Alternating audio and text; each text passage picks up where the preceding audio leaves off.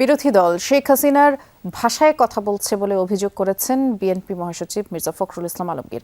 বলেছেন, অসহযোগিতা না করে বিরোধী দলের উচিত জনগণের ম্যান্ডেট পাওয়া সরকারকে কাজ করতে দেয়া। একই অভিযোগ করেছেন মুক্তিযুদ্ধ বিষয়ক মন্ত্রীও। বলেছেন, জুলাই অভ্যুত্থান কেবল ৩৬ দিনের নয়, ১৭ বছরের আন্দোলন সংগ্রামের ফসল।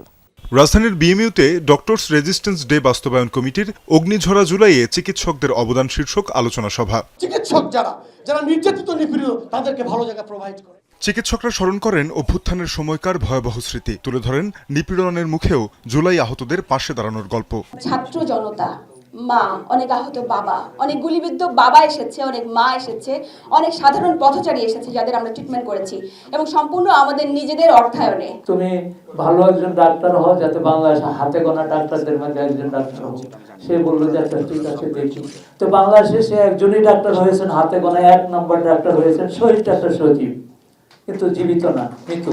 যারা প্রকৃত গণতান্ত্রিক যোদ্ধা ছিলেন, যারা ওই সময় ফ্যাসিস্টিজমে কষ্ট করেছেন, তারা কিন্তু এখনো সঠিকভাবে তাদের মূল্যায়নটি পান না।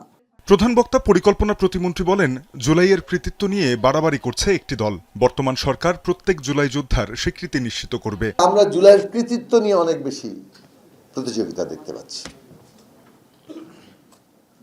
আমরা একটা জিনিস বলতে পারি, বর্তমান সরকারে মাননীয় প্রধানমন্ত্রী জনাব তারেক রহমান, তিনি জুলাইয়ের কৃতিত্ব নিয়ে প্রতিযোগিতা করছেন না।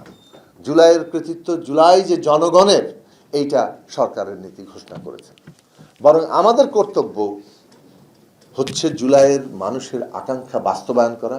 প্রধান অতিথির বক্তব্যে মুক্তিযুদ্ধ মন্ত্রী বলেন, ক্ষমতার লোভে রাষ্ট্রীয় আয়োজনেও দেশের ভাবমূর্তি নষ্ট করছে বিরোধীরা। 19% ভোট নিয়ে বড়াই করেন, 51% ভোট আমরা দিয়েছি গণভোটে এবং যেদিন সরকার গঠিত হয়েছে সেদিন থেকে সংস্কার শুরু হয়ে গেছে। আপনারা যতই অসহযোগিতা করুন, আমরা জনগণের সহযোগিতা পাবো। আপনারা জনগণ থেকে দূরে সরে যাবেন। এদিকে রংপুর শিল্পকলা একাডেমি মিলনায়তনে একটি বেসরকারি সংগঠন আয়োজিত অনুষ্ঠানে যোগ দেন বিএনপি মহাসচিব ও এলজিআরডি মন্ত্রী মির্জা ফখরুল ইসলাম আলমগীর।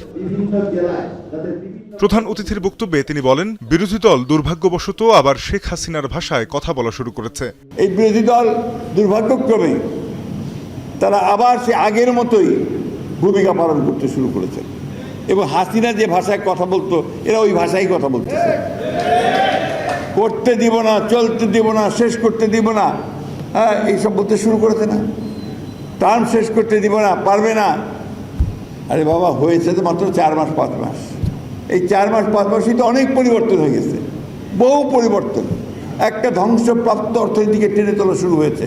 জাহাজের পরিবহন ভাড়া বৃদ্ধির কারণে কিছু জিনিসের দাম বেড়েছে। এসব সমস্যা সমাধান করে জনগণের কাছে দেয়া প্রতিশ্রুতি রক্ষা করতে বিএনপি অঙ্গীকারবদ্ধ বলে জানান মির্জা ফখরুল। গণতন্ত্রের ভাষায় কথা বলি। তানজিম শাফিন, যমুনা নিউজ।